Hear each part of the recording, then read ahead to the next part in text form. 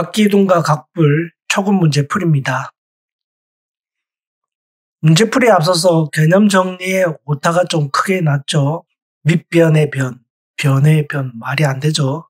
밑면의 변인데 잘못 표기를 해서 수정을 합니다. 설명을 할 때 이 표를 외우지 말고 이해하라고 설명을 하다 보니 정작 설명하면서도 글자에 오타가 있는지도 확인을 못했네요. 잘못 표기된 거 양해 바랍니다. 그리고 꼭지점도 꼭지점이 발음 표기인 것 같아요. 네, 시옷이 더 있다.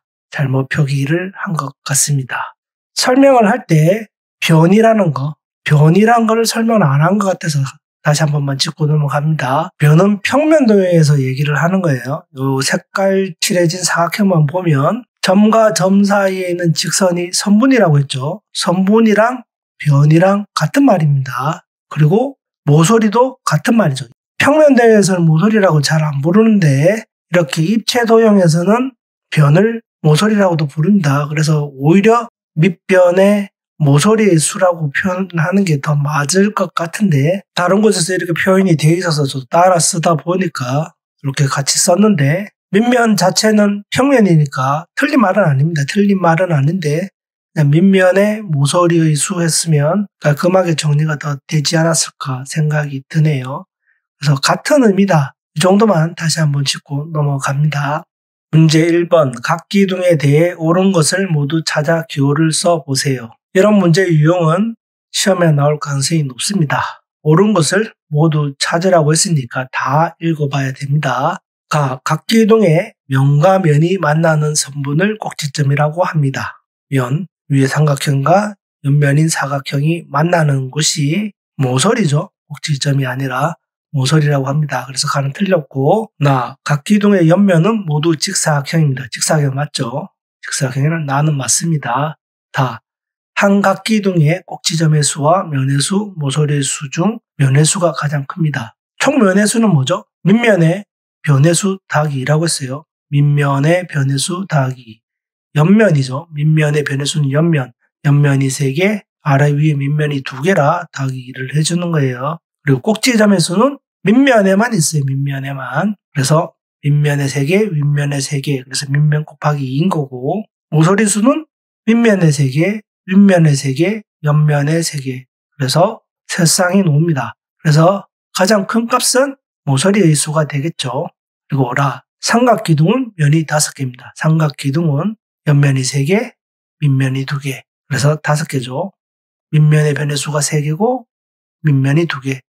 그렇게 생각을 해도 되고요. 그래서 라는 맞습니다. 그래서 답은 라가 되겠네요. 문제 2번 각불에 대한 설명으로 옳지 않은 것은 어느 것인가요? 옳지 않은 것을 찾는 겁니다. 1번 밑면은 1개입니다. 각불은 밑면이 1개가 맞죠? 2번 옆면은 직사각형입니다. 삼각형이죠. 2번이 답이 되겠네요. 그래도 쭉 한번 봅시다. 3번 밑면의 변의 수와 옆면의 수가 같습니다. 밑면의 변의 수가 옆면의 수라고 했으니까 맞죠? 모서리의 수는 밑변의 변의 수의 2배입니다. 모서리 수는 뭐다? 밑면과 옆면의 수니까 2배가 맞겠죠? 5번째 꼭지점은 여러 개지만 각불의 꼭지점은 1개입니다. 맨 위에 한 점에서 만나는 것을 각불의 꼭지점이라고 했으니까 맞는 얘기입니다. 다시 한번 정리하면 총 면의 수는 옆면의 수가 밑면의 변의 수와 같고 밑면에 하나 더 남았죠. 그래서 더하기를 해주면 되고 꼭지점의 수는 밑면과 각불의 꼭지점을 더해줘야 되죠. 그래서 더하기를 해주면 되고 모서리 수는 밑면과 옆면의 2쌍이 필요하니까 곱하기 2를 해주면 됩니다. 적다가 보니 총면의 수와 꼭지점의 수가 같죠. 그래서 이런 보기도 가능할 것 같습니다. 문제 3번 다음 도형을 보고 물음에 답하세요. 먼저 각기둥과 각불이 아닌 것을 제거를 합시다. 가는 안 되고 봐도 안 되죠. 크기가 다르니까 각기둥이 아닙니다. 그리고 봅시다. 나는 밑면이 사각형이니까 사각기둥. 다는 밑면이 사각형이니까 사각불. 라는 밑면이 오각형이니까 오각기둥. 바는 밑면이 삼각형이니까 삼각기둥입니다. 1번 각기둥을 모두 찾아 기호로 써보세요. 나와 라와 바가 되겠죠. 2번 도형 바의 밑면의 모양은 어떤 도형인가요? 바죠. 삼각형이죠. 3번 도형 나의 이름을 써보세요. 나는 사각기둥입니다.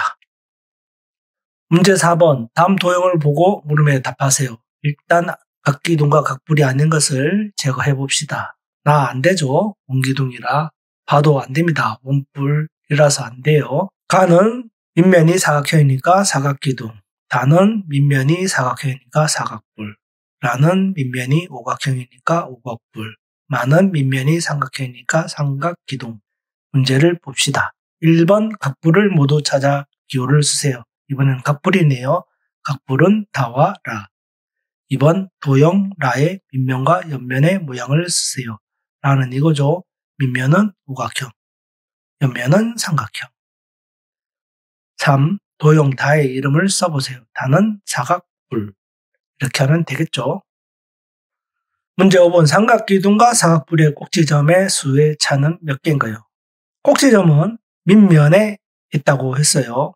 삼각기둥에서는 밑에 3개, 위에 3개, 6개. 사각뿔은 밑에 4개, 각뿔의 꼭지점 하나, 5개. 2개 빼면 1개가 되겠죠. 문제 6번 삼각기둥의 모서리 수와 삼각뿔의 모서리 수의 차는 몇 개인가요? 삼각기둥의 모서리는 밑면 2개랑 옆면을 계산하면 됩니다. 밑면의 수가 3이니까 모서리 수는 총 9개가 나오겠죠. 삼각뿔은 밑면과 옆면밖에 없으니까 3 곱하기 2가 되니까 6이 되겠죠. 2개의 차는 3개가 됩니다. 문제 7번 밑면과 옆면의 모양이 다음과 같은 입체 도형을 써보세요. 옆면은 뭐다? 종류를 나타내죠. 옆면이 사각형이면 기둥, 밑면이 육각형이죠. 하나, 둘, 셋, 넷, 다섯에서 육각형이네요. 그러면 육각기둥. 이 문제 유형은 시험에 나올 가능성이 높을 것 같아요. 그래서 각불도 한번 해봅시다. 각불은 옆면이 삼각형이겠죠. 그러면 뿔, 그리고 밑면이 오각형이면 오각뿔. 그래서 밑면은 이름을, 옆면은 종류를 나타낸다는 걸 이해하면 금방 답이 나올 거예요. 이런 유형은 시험에 나올 가능성이 높을 것 같습니다. 문제 8번 옆면이 다음과 같은 합동인 직사각형 4개일 때 입체 도형의 이름을 써보세요. 옆면이 직사각형이니까 기둥입니다. 그런데 옆면의 개수가 4개라고 했어요. 옆면의 개수가 4개란 말은 밑면의 변의 수도 4개란 것 같죠? 즉 밑면이 사각형이라는 겁니다. 밑면의 모양이 이름이니까 사각기둥입니다. 이런 문제도 나올 가능성이 높을 것 같아요. 뿔도 해보죠. 옆면이 삼각형이니까 뿔이 되겠죠. 옆면의 개수는 3개, 밑면은 삼각형이겠죠. 그래서 삼각뿔. 이런 유형도 시험에 나올 것 같아요. 문제 9번 전개도를 접었을 때 다와 마주보는 면을 찾아 써보세요. 접으면 되죠. 전개도는 접어보면 된다. 다를 바닥으로 두고 가를 접으면 가와 바가 만나겠죠. 이렇게, 이렇게. 그리고 나도 위로 세우고 라도 위로 세우면 둘이 마주 보겠죠. 남은 게 뭐다? 다와 마. 그래서 답은 마. 이렇게 찾으면 됩니다. 문제 10번 전개도를 접었을 때 만들어지는 각기둥의 높이는 몇 cm인가요? 이런 모양도 가능하네요. 좀 특이하게 잘랐는데 멍멍이 같네. 멍멍이, 머리, 다리. 네, 이런 식으로도 되네요. 어쨌든 오각형이 밑면이 됩니다. 오각형이 밑면이 된다.